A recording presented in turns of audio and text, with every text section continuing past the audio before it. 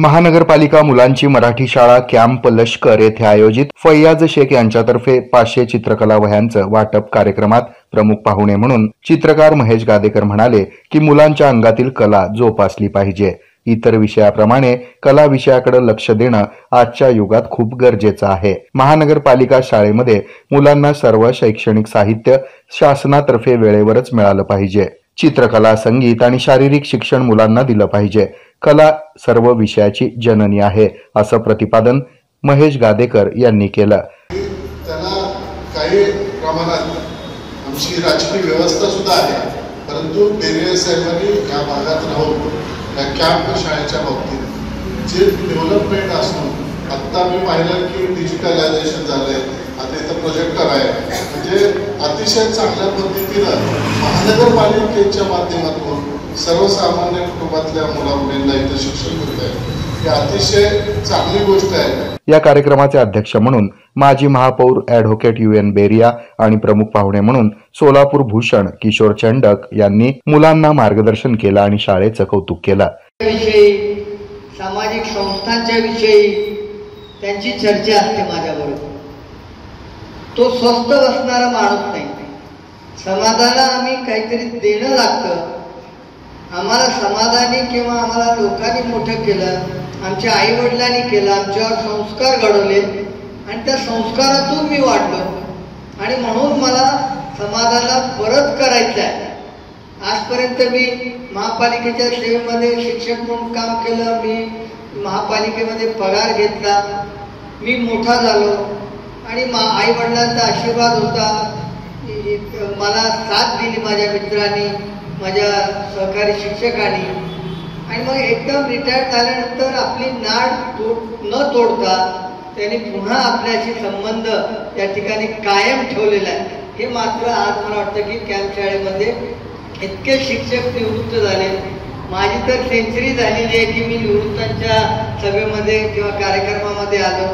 त्याचा स्वागत समारंभामध्ये मी एवढेच आलो. पण एक 2-3 लोक असे मी बघितले की रिटायर झाल्यानंतर ते त्यांनाही तिथं करमत नाही आणि त्यांची प्रकृती सुद्धा देवाने चांगली ठेवलेली आहे. आणि म्हणून मला वाटतं की ते कॅम्प शाळेच्या संदर्भामध्ये नेहमीच गेली वर्षभर अनेक वेळा माझ्याबरोबर तर ते त्याला 3-4 वेळेला ते एक बाकडा देण्याच्या संदर्भामध्ये मला वाटतं की ते सातत्याने पाठपुरावा करतात. मी त्याला सांगितलं आता 2च राहिले. मी एका वेळेला प्रॉमिस केलेलं आहे. नाजनीन मॅडमने एक ग्रुप केलं परवा, त्यांनीच सांगितलं त्याला नोटबुक द्यायचे, पण त्यांच्यावर जे संस्कार आहे आणि देवाने जे काही त्यांना दिलेलं आहे त्या पद्धतीने आपण ते परत करावं. विद्यार्थ्यांना ते नोटबुक उतरवण्यासाठी त्यांनी हे प्रयत्न केलेले आहेत. पण मनातल्या भावना चांगल्या केव्हा होतात, जेव्हा आपण चांगलं वागायला चालू करतो तेव्हा. मित्रांनो, छोट्या छोट्या गोष्टी आहेत, लहानपणापासून जर ते आपण आत्मसात केल्या तर मोठ्यापणी आपण अतिशय चांगले आणि एक सुजाण नागरिक म्हणून आपल्याला येऊ. काय छोट्या छोट्या गोष्टी आहेत. अगदी आपण काही न करता, कुठलाही खर्च न करता आपण घरात जेव्हा पाणी पितो तेव्हा राहिलेल्या ग्लासमधलं पाणी संपूर्ण पिणं हे करू शकतो का आपण? पाणी उष्ट सोडायचंच नाही, करू शकतो आपण?